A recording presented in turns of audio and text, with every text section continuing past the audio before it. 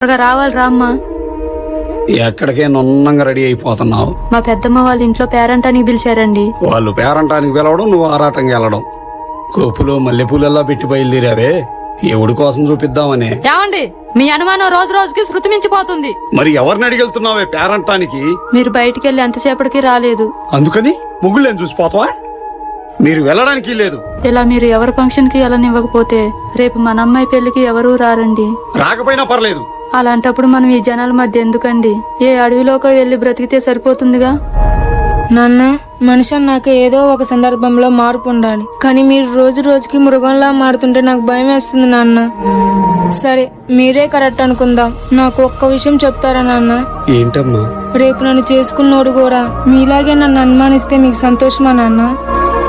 ఇవాళ మీరు చేసేది కరెక్ట్ అయినప్పుడు రేపు చేసుకునేవాడు మాత్రం అనుమానించరా నాన్న?